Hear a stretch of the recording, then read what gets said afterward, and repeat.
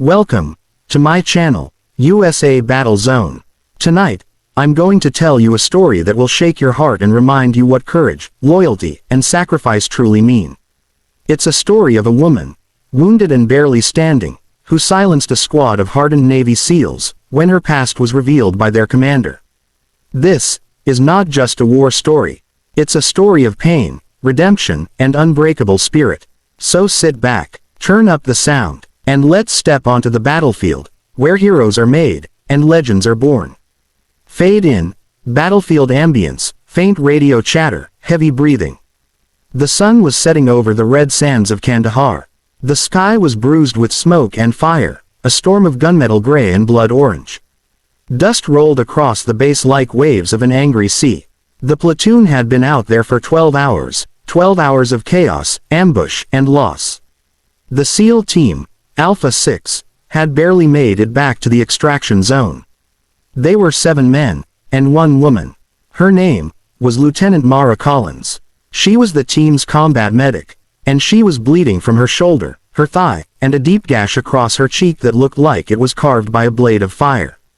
But she wasn't complaining. She wasn't even speaking. Her eyes, sharp, cold, blue, scanned the horizon for threats. The others could barely keep up. "Damn it, Mara, you need a medic yourself," growled Chief Petty Officer Blake Jensen, the team's sniper. She just smirked. "I am the medic." Blood dripped down her sleeve as she adjusted the tourniquet on her leg. The others didn't argue. They'd seen what she could do, and they'd seen what she'd survive. But still, something about her felt like a mystery. No one really knew her. Not fully. They just knew she was different, tougher, quieter, almost haunted. Scene transition. Sound of helicopter blades starting up, wind whipping through. When they reached the FOB forward operating base, the team's commander, Captain Darius Holt, was waiting. He was a man carved from stone, jaw tight, eyes cold, voice like thunder. But when he saw Mara, his face flickered. Just for a second, something like guilt or recognition. "Report," he barked. Blake stepped forward. "Target neutralized. 2 Kia on our side." Lieutenant Collins held point after the ambush. Holt's eyes narrowed on Mara. "You led the fallback." She nodded, breathing through pain. "Did what had to be done, sir."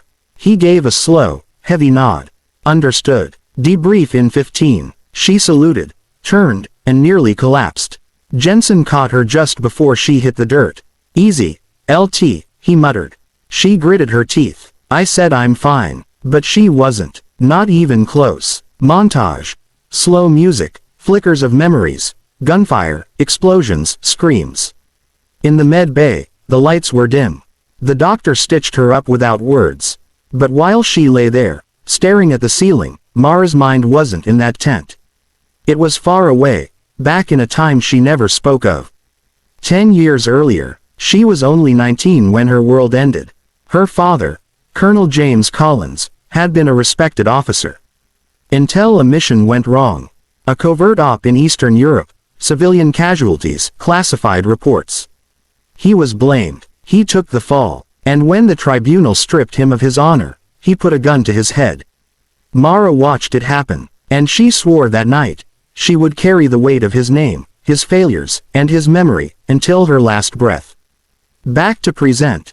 Night at the FOB, soft guitar music under voiceover. The SEALs sat around a metal table in the mess tent. Plates untouched, cigarettes burning down to ash. They were men who'd seen everything, except the past of the woman sitting across from them. Jensen finally broke the silence. "So, LT, he said, leaning back. "You never talk about where you came from.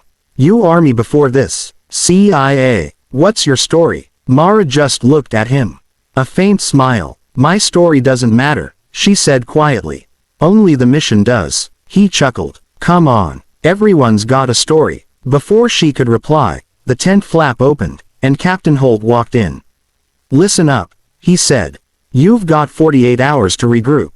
Intel suggests the insurgents are regrouping north of the valley. We'll be moving out at dawn." He paused, looked around the room. His gaze stopped on Mara. "Lieutenant Collins," he said evenly. A word. The others watched as she stood and followed him outside. No one spoke. But everyone felt the tension, heavy, sharp, almost electric. Scene, outside, under moonlight, sound of distant gunfire.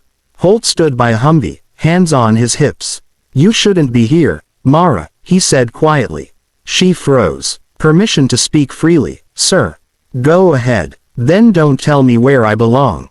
He sighed, the weight of years in his breath. "Your father was one of the finest men I ever served with." Her jaw clenched. "Don't. I was there," he continued.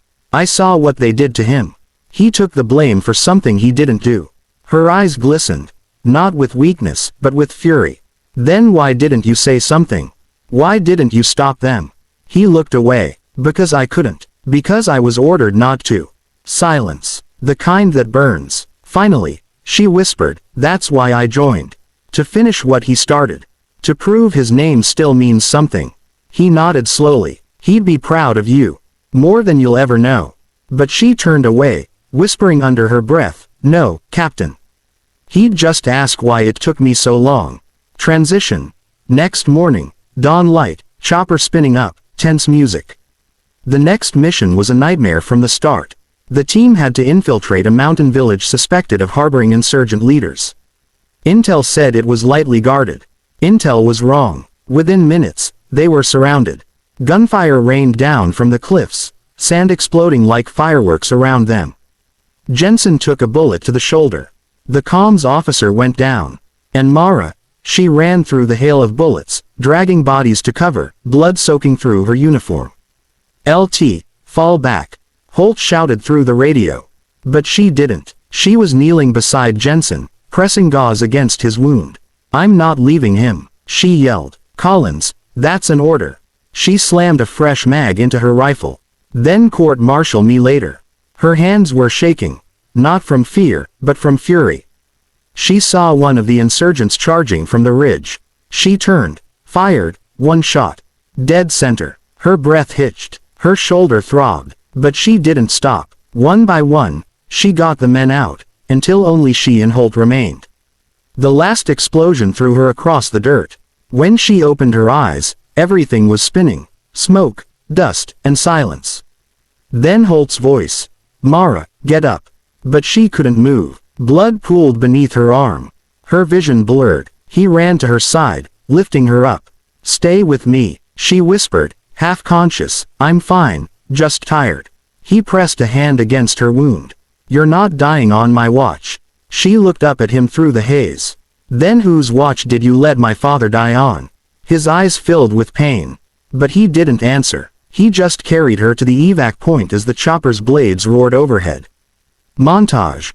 Medevac helicopter, fading heartbeat, voiceover narration. They said she wouldn't make it through the night. They said her wounds were too deep. But somehow, she did. When she woke 3 days later in the field hospital, the entire SEAL team was waiting. Outside her tent. Silent, grim, respectful. Holt was there too, holding a small metal box. "This was your father's," he said softly. Inside, a tarnished silver dog tag, dented and scratched, but still shining faintly. She took it, tears welling. "Where did you get this?" "I kept it," he said.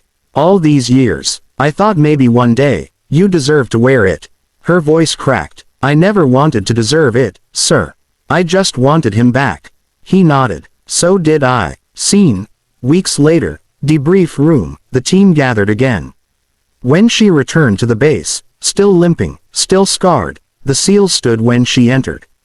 Not because of rank, but because of respect. Jensen looked at her and said, "Guess the rumors are true."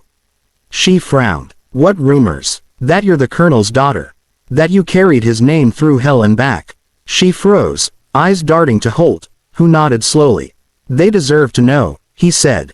The room went silent. The team stared, stunned, some in disbelief. Mara exhaled, whispering, "He wasn't the traitor they said he was.